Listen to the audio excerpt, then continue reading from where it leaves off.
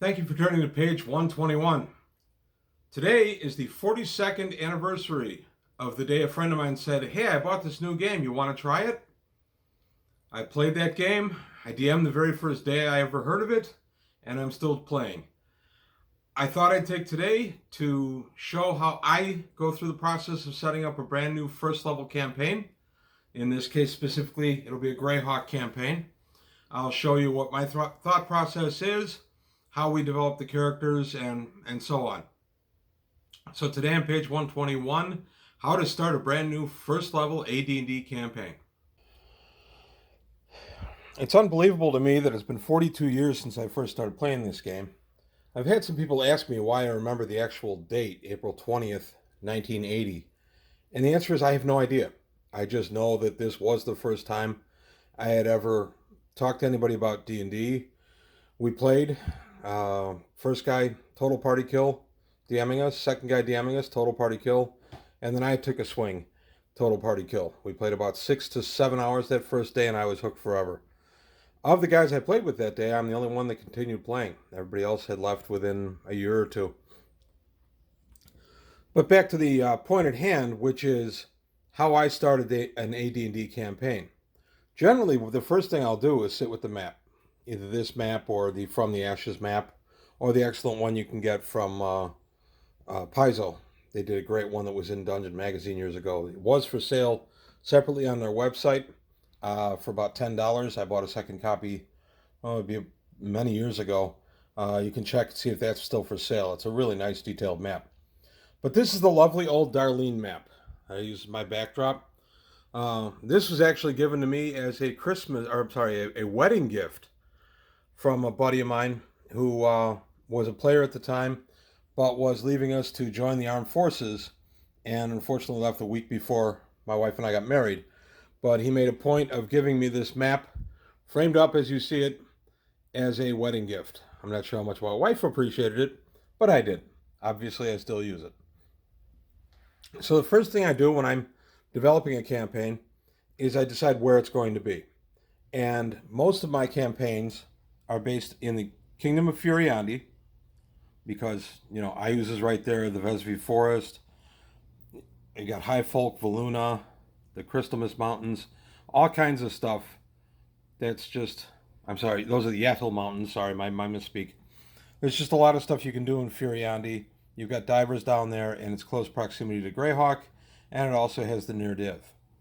So I will pick a place first, but in this case, I'm going to decide I'm not going to start my campaign in Furiandi. I'm going to come over here to an area I gamed in a campaign I started years ago, the Grand Duchy of Jeff. Now, we jokingly call it Geoff, by the way. This is really good because you've got the mountains at your back. You've got the Hornwood, the Dim Forest. I did it right here by the Dim Forest, not too far from the Valley of the Mage. So that was a really good place to put it, but there was no water other than the rivers. The rivers were very important, but it was a very good campaign that lasted for several years.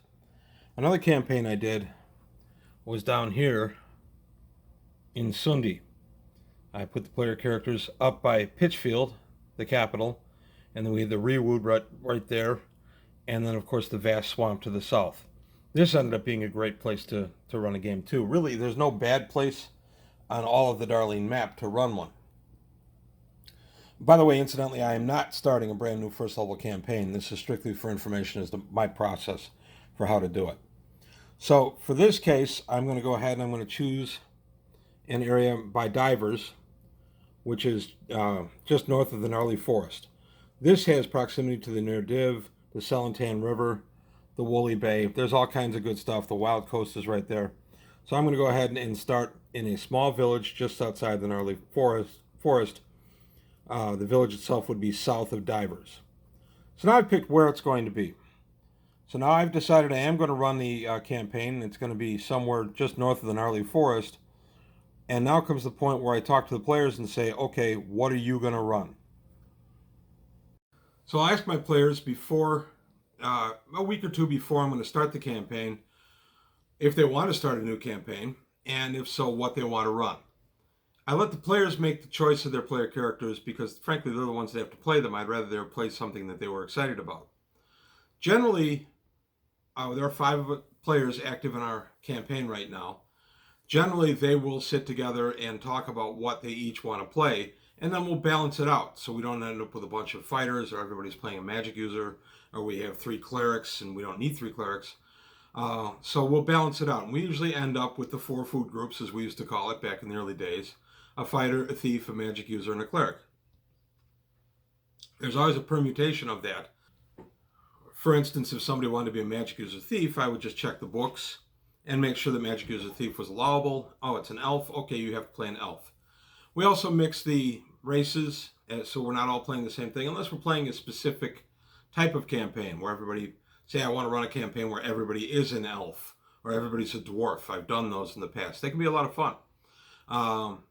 And then we decide interrelationships. So if I'm an elf and you're an elf, are we going to be related in any way?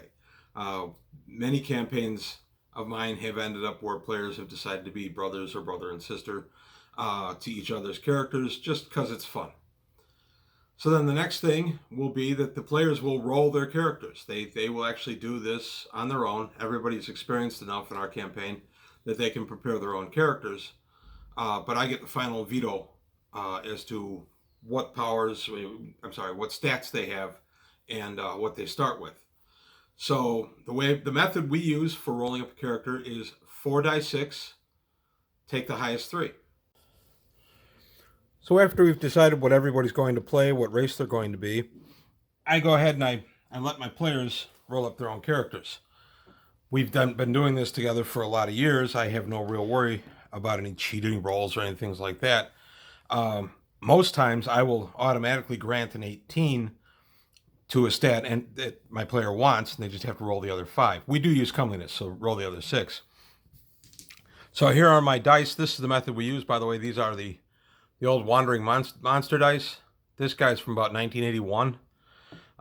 I've been the DM of my campaign primarily for years, so I generally tend to collect the Wandering Monster dice. So there's my Wandering Monster dice. I thought I'd go ahead and just use them because they're fun. So now we're going to go ahead and roll, and what we'll do is we'll roll 4 dice 6. This is a method that's used, an alternate method that's used either out of the DMG or an old Dragon article. I don't remember which, but we adopted this 40 years ago. So we're going to go ahead and throw, and we'll keep the high 3 and get rid of the low 1. So in this case, it would be the 6, 6, and 5 I would keep, with the 1 low die and a 2 going away. That would be a 17. We also use age adjustment and race adjustments out of the books. So, for instance, elves get +1 to dexterity, -1 to constitution, but a young elf would get +1 to constitution. So we end up with a couple of 18s once you manipulate it a little bit, and I'm okay with that. It doesn't matter if you have 18s. I'm not saying everybody's going to have 18s across the board, but if somebody comes to me and says, I rolled a 17, as I just did, and then he was an elf, so I put the +1 to it, I made it an 18 dexterity, and then my 18 is going to go to my constitution that you give me, well, fine, I've got a character that has 2 18s. I don't really care about that. So I'm going to roll again just for another example. Okay, in this case, I've only rolled a 12. The 6 plus the 4 is 10, plus 2 is 12, and the 1 is my low die, so that would be a 12. And so we roll like this 7 times. So again, we have a 6, a 6, and a 3 becomes a 15 with the 2 getting discarded. So you get the idea. With rolling this method, we roll 7 times, and I allow you to assign the stats any way you want. So the players will come back to me with their rolled character. They'll have them on the sheet. And then at first level, we automatically give maximum hit points. So if it's a fighter and I've rolled a 17 constitution, then my fighter with the 17 constitution is starting out the campaign with 13 hit points. After that, we do roll each and every level, but I do allow 1s to go over. So if somebody is going to second level and they throw a d10 and toss a 1, I'll let them re-roll that 1 time. And if they get another 1 or a 2, oh well. I try not to let the dice screw my players too much because that ends up not being a character that they get engaged with. On the other hand, I don't want a bunch of super tanks wandering around with all these mega high hit points. So, but I am kind of flexible as far as hit point rerolls. I will allow ones to go over, as I said. And if they come up and that fighter rolls a 1, and I say, okay, go ahead and re-roll that, and they roll a 10, great, they get the 10.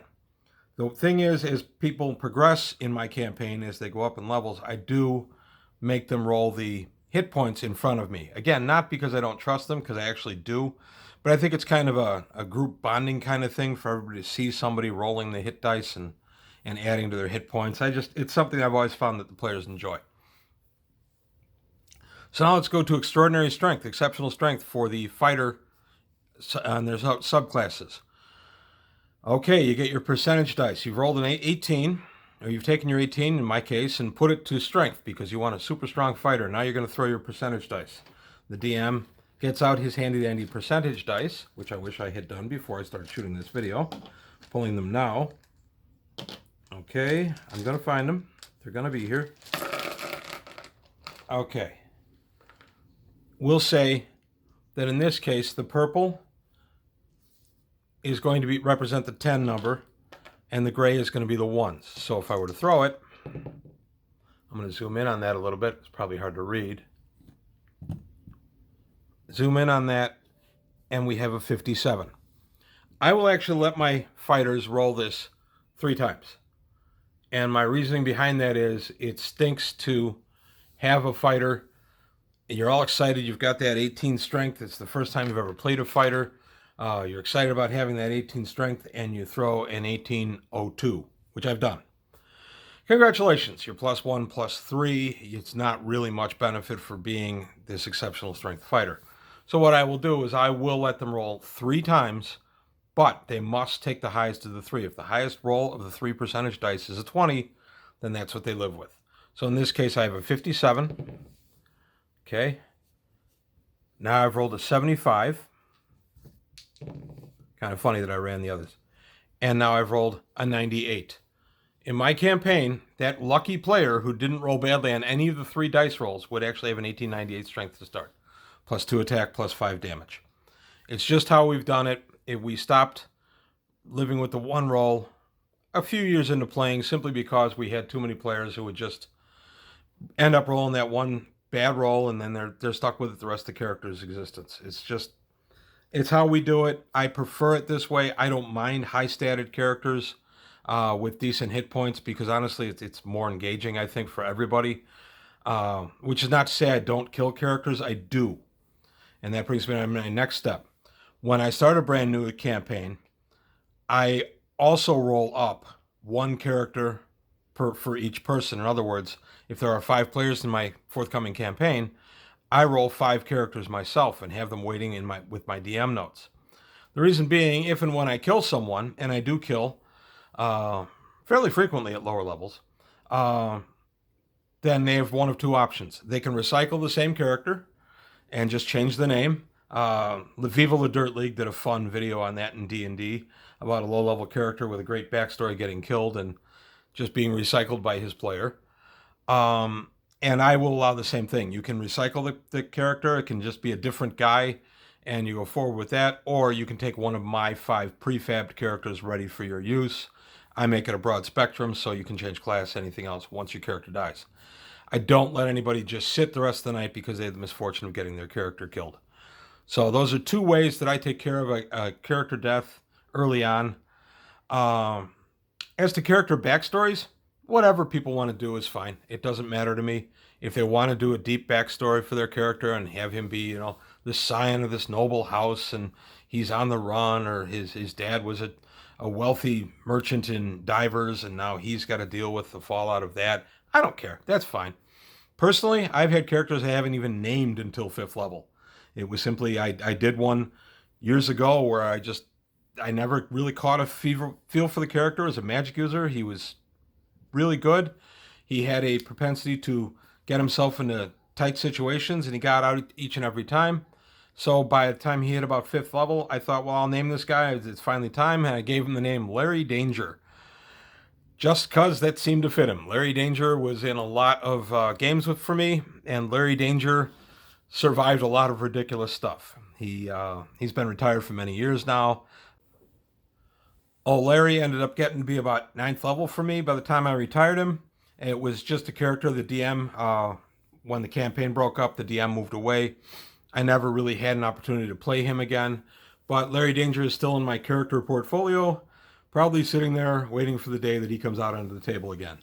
So it's just how we do it. We sometimes don't name our characters for a few levels. Other times we go into one uh, very early starting out. I had a character concept for a Cavalier years ago that I named Don Lockwood. I think most people will know where I got the name Don Lockwood from. Maybe I'll reveal it in a future video. Anybody that knows where I got that from, for my Cavalier character to name him Don Lockwood, go ahead and throw it in the comments. As Marvel used to give out, you get a no prize, which is no prize, but you get bragging rights.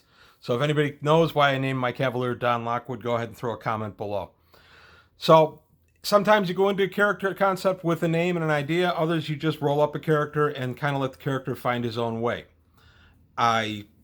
It's just how they are. So I let my players do whatever they want to do. If they want to name the character right away, great. If they just want to call it, this is my Cavalier or this is my Cleric or whatever, that's fine.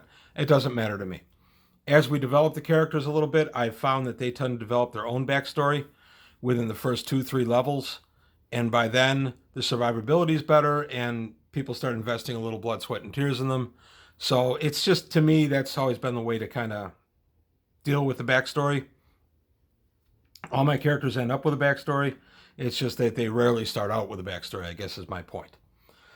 So that's it. That's my early process for how to set up an AD&D campaign.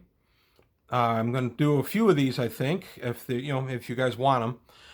Let me know if you're interested in anything like this.